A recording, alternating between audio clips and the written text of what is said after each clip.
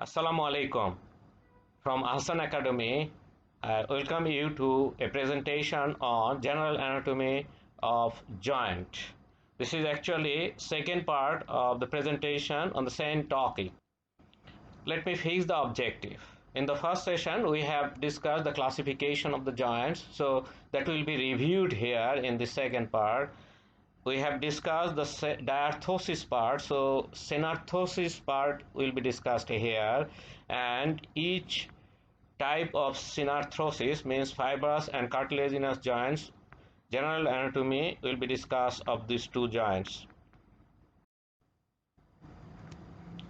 Let me classify the joints. Joints may be synarthrosis or solid joint, and this type of joint, the bones are connected by connective tissue, and the connective tissue connecting them occupy the total space between the bones, so there is no gap. If there is gap, this is known as joint with the cavity, means diarthrosis. Bones are separated and that gap is filled up with fluid. This synarthrosis part is again subdivided into fibrous joint and cartilaginous joint. Fibrous joint, the gap between the two bones are filled up with dense connective tissue that is identified as ligament. On the other hand, the cartilaginous joint, the gap is filled up with connective tissue that is cartilage.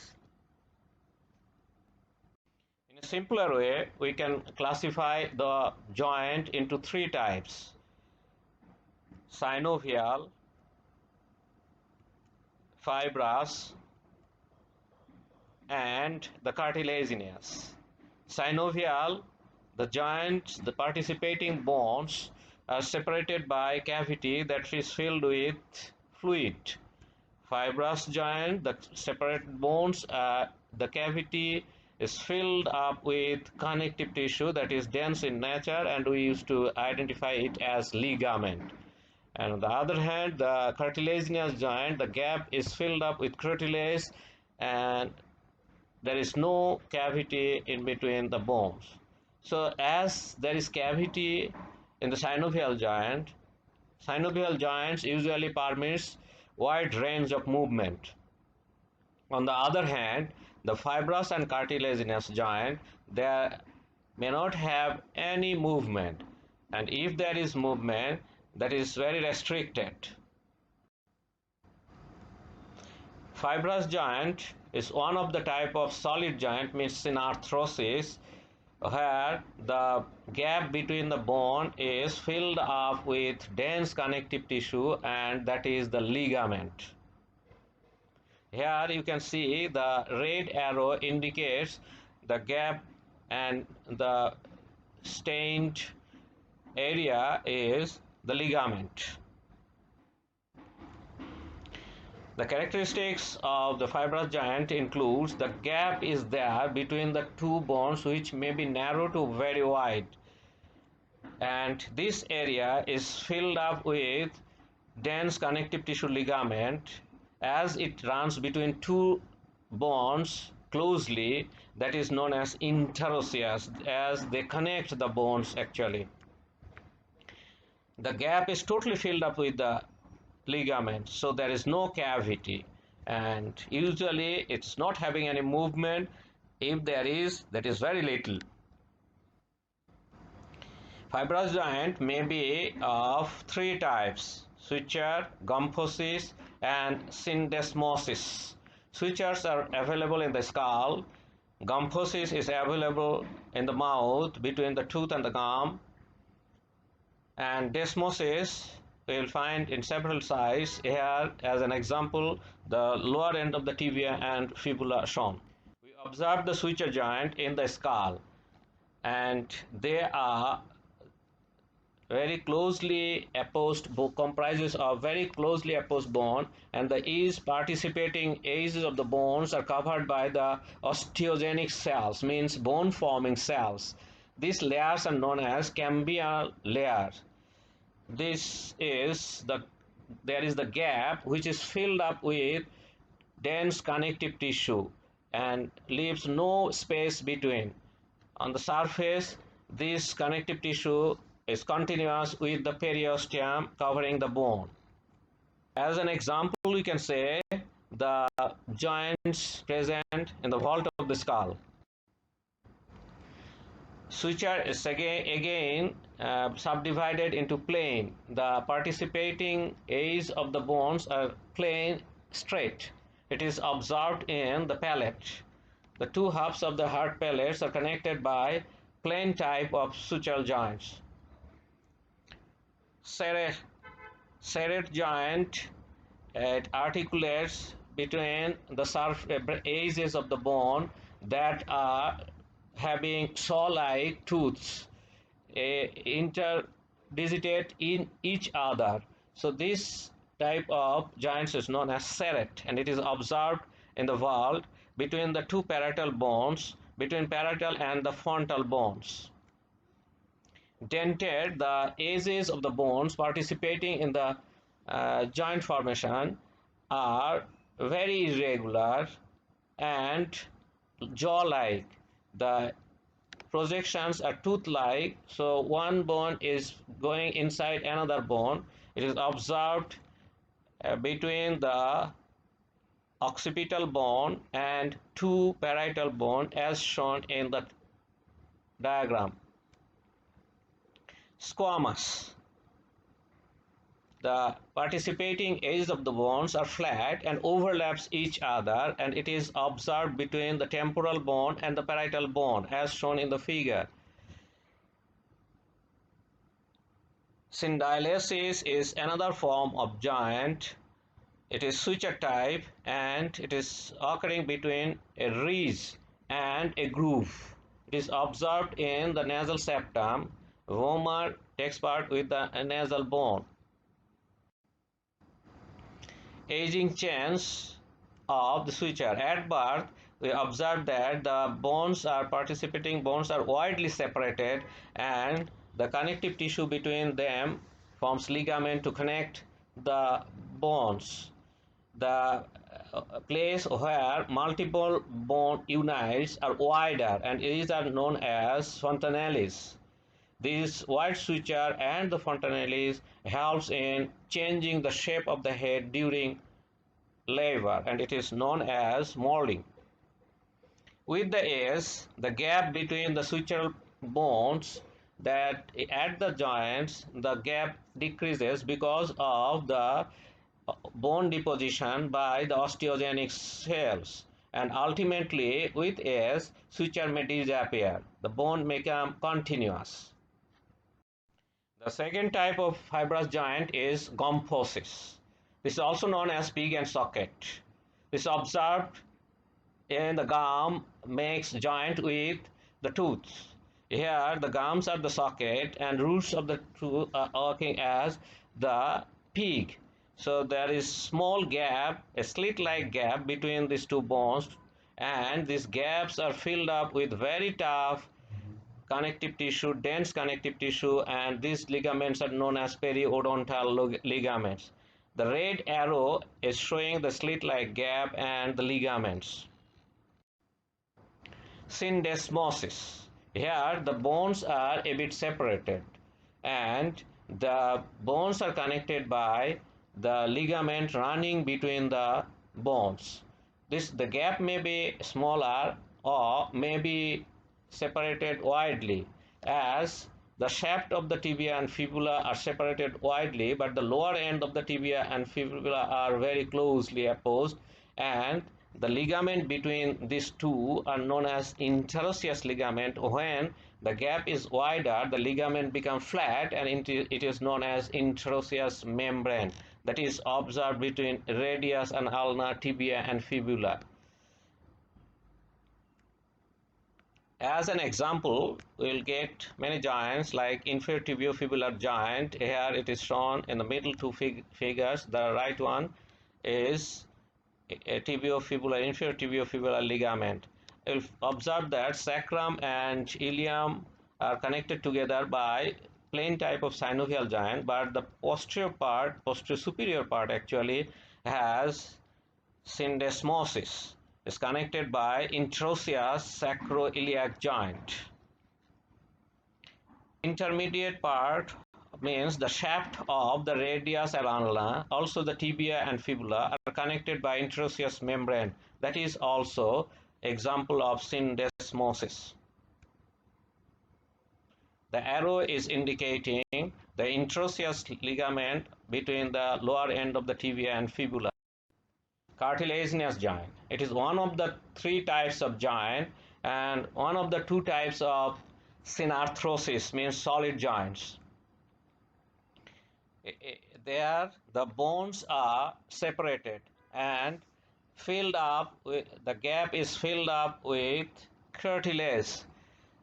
This is relatively less rigid than the fibrous joint and allow a movement which is a bit restricted. You see here the joint between the vertebral body is shown. Depending on the structure, the cartilaginous joints are classified into primary cartilaginous joint and the secondary cartilaginous joint. The three parts of the hip bone are shown. They are articulated at the middle by the primary cartilaginous joint, which was present during its developmental stage, but the joint is synesthesized, means fused in the adult. At the midline, you are observing the two pubic parts are connected together. This is secondary cartilaginous joint. Primary cartilaginous joints. This joint is also known as synchondrosis. Primary cartilaginous joints exist usually in the fetal life and after birth, before becoming adult. You can see one hip bone that is three parts of the hip bone connected together in adult, but you can see the joint. If we look behind, this is the developing hip bone. The three parts are connected by hyaline cartilage, and this arrow is indicating the cartilage part. So ilium, ischium and the pubic part are connected by this hyaline cartilage, and this joint is known as primary cartilaginous joint. With the time, this cartilage reduces and the bone increases in size, and in adult life this is not visible in the bone. So this is temporary type of joint and is concerned with the growth of the bone. You can see one growing bone. This is having several cartilages at the end. You can see this arrow is indicating a blue line. This is epiphyseal cartilage connecting the epiphysis with the metaphysis. So this is a primary cartilaginous joint between epiphysis and metaphysis. Now look into the epiphysis. The red arrow is indicating the cartilage connecting three pieces of epiphyses. So this joint between the pieces of epiphysis is known as interepiphyseal joint. Joint between the hip bone, already discussed in the previous slide, is also primary cartilaginous joint. You see the first rib is connected with the sternum by costal cartilage, and it is totally hyaline cartilage. There is no other type of joints between this. So this is known as primary cartilaginous joint. The joint between the body of the sternum is also primary cartilaginous joint. Cranial base has some bones. They are connected by primary cartilaginous joint. I can give one example. The occipital bone is continuous with the body of the sphenoid bone by primary cartilaginous joint, which is not visible in an adult, and the continuous part is known as cleavage. Secondary cartilaginous joint. This is also known as symphysis. This is relatively permanent in nature, and this is not related to the growth. It is related to the movement. It is concerned with the movement and allows some degree movements. The bones are separated and the gap is filled up with cartilage. The surface of the bones are covered by the hyaline cartilage as labeling showing. Then in between this hyaline cartilage, there is piece of fibrocartilage. This is fibrocartilaginous disc. So the total two bones are connected by two pieces of hyaline cartilage and a fibrocartilage in between. This labeling is showing the fibrocartilage. This fibrocartilage is very thick, strong, and it can be deformed. So it allows with some degree deformity without injury. So this one is intervertebral disc I am showing here. Let me mention some examples. It's secondary cartilaginous joints usually lie in the midline. You see, all midline joints are not secondary cartilaginous joints, but secondary cartilaginous, you will find that they are all in midlines. There's two parts of the mandibles are connected by a joint that is known as symphysis menti. This is one example, but it fuses with the time and mandible become one bone. The joint between manubrium sterni and the body of the sternum is also symphysis type, means secondary cartilaginous. Pubic symphysis lies between the pubic part of the hip bone. You see, the vertebral bodies connected by intervertebral disc is also secondary cartilaginous joint. This intervertebral disc needs the intervertebral disc lies between the two vertebral bodies, and you see in the figure the outer part of the intervertebral disc is very tough. It contains large amount of fiber and arranged in circular manner. That's why it is known as annulus fibrosus. And the inner part is jelly-like, so it is known as in nucleus pulposus. Pulp means jelly. So these two together making the intervertebral disc. This intervertebral disc you can see in the diagram having a very tough outer part and the gel-like inner part. So we can observe from the front in the intervertebral disc. So this is working as a bouncing ball. What is the function of the intervertebral disc? You see, this allows some deformation. So it allows some movement. You see, the vertebral column, because of the series of secondary cartilaginous joint, can be flexed, can be extended, can be laterally bent and rotated. This is a bouncing ball like structure, so it allows it acts as the shock absorber. We jump, we take weight over the head, all the shocks are absorbed by this vertebral column using this intervertebral disc. The clinical significance of the intervertebral disc.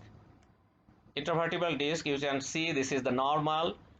With stress, this outer part may be injured and can make one part weak. Through this, nucleus pulposus can come out, and this is known as a herniation of the intervertebral disc. Here you can see the MRI, and the arrow is indicating herniation of the intervertebral disc. This figure is showing total changes, aging changes. You start from the above, you can see the normal disc. Just below that, there is degenerated disc has become narrow and the fibrous part has become cracked.